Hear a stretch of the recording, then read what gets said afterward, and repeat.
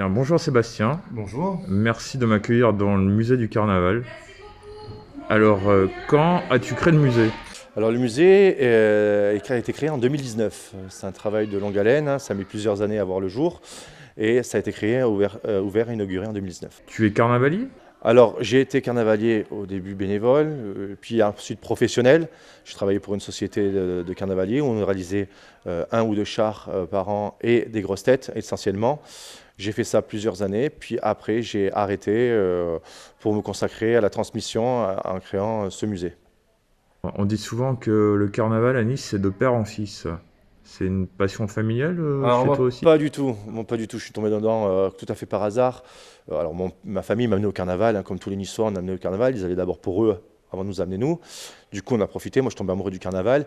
Et dans ma classe, quand j'étais à l'école primaire et maternelle, j'avais la petite fille d'un carnavalier qui m'a ouvert les portes du coup de la maison de carnaval.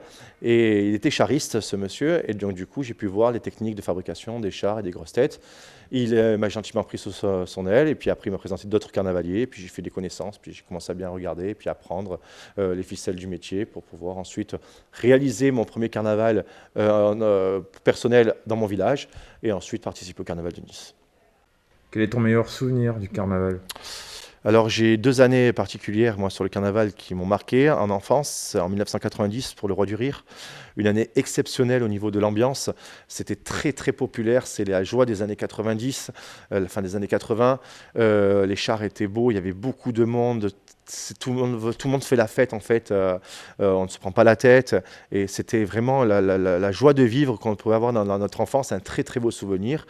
Et mon deuxième souvenir de carnaval, c'est en 1999 pour la rétrospective de Mossa, où on a eu affaire à un carnaval splendide, avec des magnifiques maquettes de la famille Mossa, où tous les chars étaient sublimes, et les troupes, les grosses têtes, tout était festif, c'était beau, on fêtait vraiment le carnaval comme on aime le carnaval.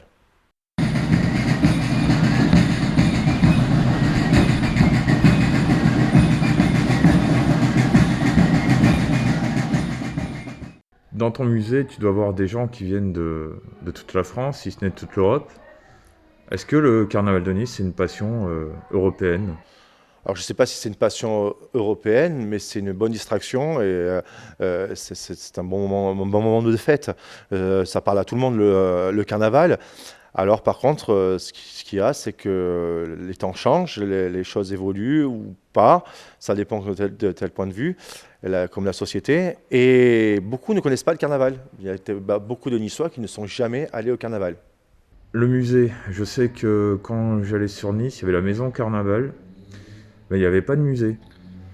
Le musée était un projet à Nice, hein, ça l'est toujours, hein, c'est toujours un projet. Nous avons essayé de le faire sur Nice, le prix d'immobilier ne nous permettant pas de le réaliser sur Nice. Nous sommes rapprochés un peu des institutions. Bon, on n'a pas senti un véritable engouement sur notre projet, donc on a préféré se consacrer dans cette vallée, qui est notre vallée, pour la développer. Et puis on voulait faire ça rapidement pour pouvoir rendre hommage aux carnavaliers de leur vivant, pas attendre qu'ils soient tous décédés pour leur rendre hommage. Donc on voulait faire ça rapidement, et puis rappeler des souvenirs aux anciens aussi, et puis après vraiment transmettre à la jeune génération le savoir-faire, notre culture carnavalesque quand même bien ancrée à Nice.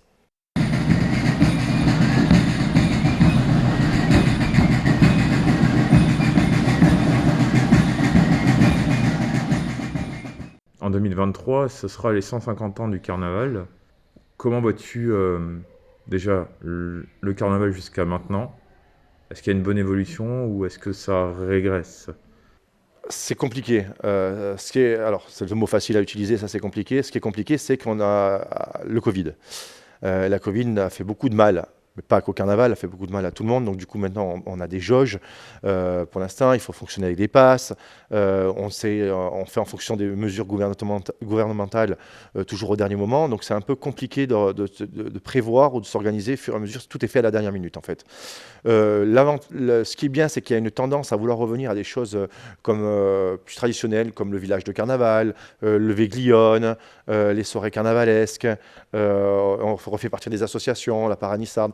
Ça a tendance à vouloir refaire participer les Niçois. Après, c'est compliqué avec les mesures sanitaires, donc on attend de voir l'année prochaine si ces mesures sont interrompus, peut-être qu'on va pouvoir prendre une dimension, redonner un peu le carnaval aux Niçois, parce qu'il faut que ça réapproprie le carnaval, il faut que les gens se réapproprient la fête. Peux-tu nous présenter les deux grosses têtes que j'ai vues dimanche? Alors ça, c'est des grosses têtes qu'on a réalisées cette année pour la parade Nissarde. C'est les seules têtes actuellement sur le carnaval de Nice qui sont en carton-pâte. Donc nous, on avait un groupe entier composé de 9 grosses têtes. Et c'était un projet qu'on a travaillé suite à la tempête Alex qui a dévasté 3 vallées, qui a touché 3 vallées de l'archipel niçois, donc la Tinée, la Vésubie et la Roya.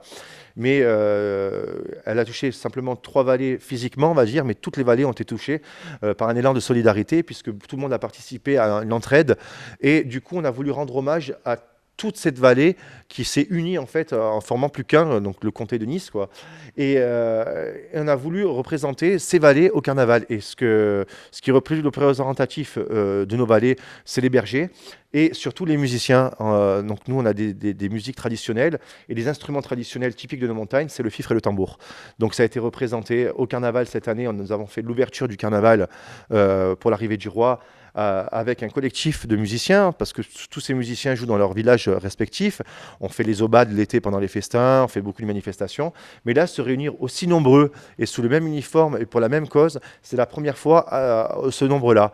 Donc on a participé à l'ouverture du roi, puis ensuite on a fait avec la parade, avec nos grosses têtes. C'était tout vraiment quelque chose de traditionnel. Puis on a voulu donner un clin d'œil au passé, car à l'époque, au passé, chaque groupe de grosses têtes était accompagné de musiciens. Il n'y avait pas de musique qui était diffusée dans les sonorisations, parce que ça n'existait pas. Donc pour animer le carnaval, il y avait beaucoup d'orchestres. Et donc chaque groupiste, souvent, avait un orchestre. Et donc nous, on a suivi la thématique des grosses têtes et du fifre et tambour pour qu'on soit unis, qu'on soit tous habillés pareil et que ça soit spontané en fait. On a une marche quand même assez organisée pour au début, pour qu'à la fin, ça soit l'apothéose et qu'on fasse vraiment la joie et qu'on fasse partager notre bonne humeur à tout le monde.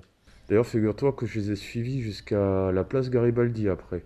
Ah ben c'est super parce qu'après on a eu on va dire on s'est retrouvés autour d'un apéro ensemble pour remercier tout le monde et la spontanéité a continué puisqu'on a continué à jouer sur la place Garibaldi et les personnes qui ne sont pas allées au carnaval se sont retrouvées autour de nous et ont apprécié cette fête. C'était un peu le carnaval indépendant en fait, c'était le carnaval comme nous on le voit en fait, on voit la fête ne s'arrête pas au défilé, elle continue dans la rue, dans les villes, dans les quartiers, dans les villages. Et donc là, on a continué le carnaval. Après le corso officiel, on l'a continué dans les rues, autour des personnes, vraiment à proximité des gens, où ça a dansé, ça a fait des farandoles, et c'était vraiment très populaire. Ouais, c'est comme le carnaval des villages, hein. Ouais, voilà, ben, c'est ce même principe, hein. C'est le partage, c'est un moment de partage, de convivialité, où on se mélange, peu importe d'où on vient, des horizons, de la classe sociale d'où on vient, on partage la même chose, l'esprit de la fête, et de l'amusement, quoi, en fait.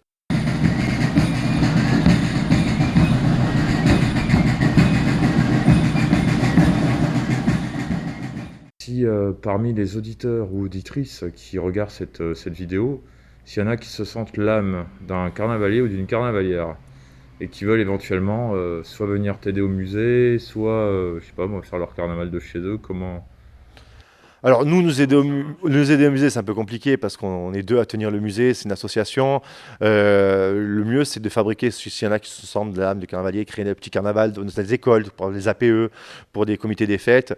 On peut commencer tout simplement avec de la colle à base de farinéo, hein, ou vous pouvez même utiliser la colle à tapisserie si vous ne sentez pas faire la colle.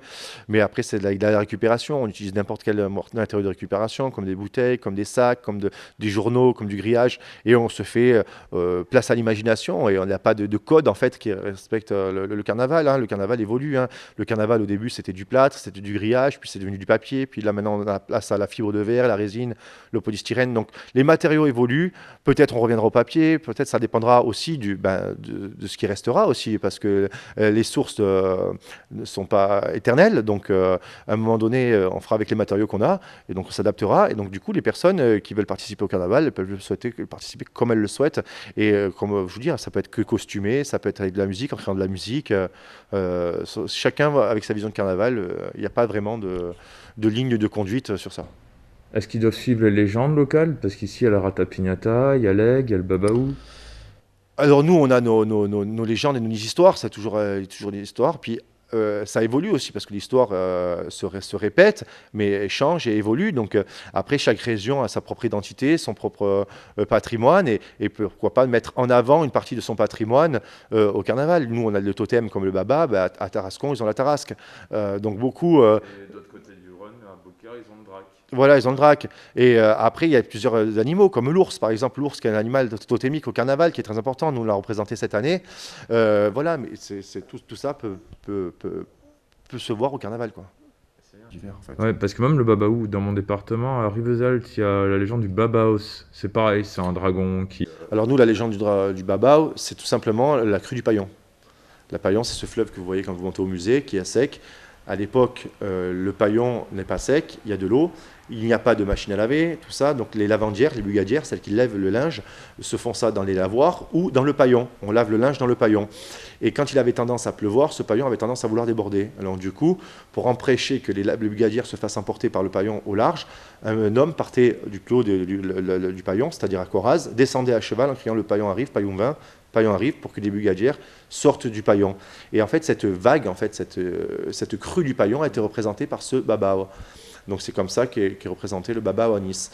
Et la deux particularités de ce babao, c'est que c'est le plus long char réalisé au carnaval de Nice, pas le plus haut mais le plus long, puisqu'en 1905, il faisait 34 mètres de long. En 2017, il a été reproduit, il faisait 41 mètres 50. Cette année, il a été reproduit. Alors, il n'est pas plus long cette année, mais il est quand même assez volumineux. Mais par contre, la deuxième particularité, c'est que c'est le char de la musique. C'est-à-dire que depuis ce début jusqu'à maintenant, à l'époque, c'était un orchestre, on va dire classique, avec des instruments acoustiques. Là, cette année, vous avez un orchestre un peu plus rock, avec des amplis, des guitares, tout ça. Mais l'esprit reste le même, c'est l'instrument, c'est le char de la musique. Ouais, d'ailleurs, je me suis demandé, à la fin de chaque corso, celui qui chante, il doit avoir plus de voix. Parce qu'il chante sans arrêt, bim bam boum, mais à fond, quoi. Toujours la même musique. Ah bah, après, bon, ils ont un petit répertoire, mais bon, voilà. Tu disais que le carnaval évolue, effectivement. Il y a aussi carnaval depuis 10 ans, il me semble, sur Second Life, avec Moya. C'est une manière de voir le carnaval, chacun à sa manière. Le carnaval n'appartient à personne, en fait. Le carnaval n'appartient à personne, donc chacun peut se l'approprier et faire ce qu'il veut du carnaval et l'interpréter comme il le souhaite. Donc, si une personne désire le faire virtuellement, il fait le carnaval virtuellement. S'il doit le faire avec tel matériau, il le fera avec tel matériau ou d'autres matériaux. L'essentiel, c'est l'esprit de fête. Hein. C'est, en fait, le carnaval, c'est vraiment exorciser ses peurs, comme on le dit. C'est un mélange et une inversion de rôle. Donc, tant qu'on garde l'esprit du carnaval, peu importe après les techniques et sous la forme qu'il y ait, du moment qu'on a cet état d'esprit autour du carnaval. Là maintenant, en ce 23 février 2022, comment vois-tu le carnaval du futur ? Je sais pas trop, on verra. Je pense que le carnaval va aller avec l'évolution de la société, et l'évolution des mœurs et des changements qu'il peut y avoir dans la société. Le carnaval n'est pas une fête figée, il a toujours évolué, il s'est adapté, il a plu ou ne pas plu, il y a eu des années avec, des années sans, mais il a surtout, il est toujours là. En fait, il est toujours présent, le carnaval, on vit avec, on l'aime ou on l'aime pas. Au moins, il fait parler, qu'on le critique ou pas. Il a le mérite d'être là et qu'on continue à le faire vivre. Pour y être allé 2 fois, je compte y retourner au musée du Carnaval. Et je vous invite à vous y rendre également.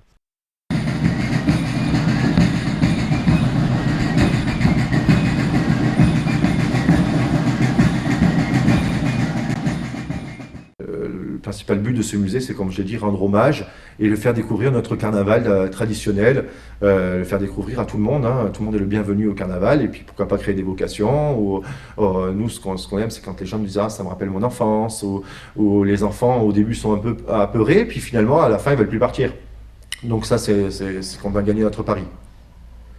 En gros, c'est les mémoires carnavalesques. C'est le but du musée, c'est vraiment la mémoire et la transmission. D'accord. Ben merci. Mais merci à toi.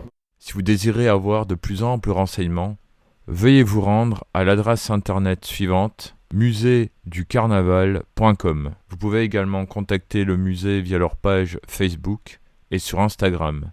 Les liens sont affichés en dessous de cette vidéo dans la partie description sur YouTube. Et comme dirait si bien Sébastien, et viva Carnaval!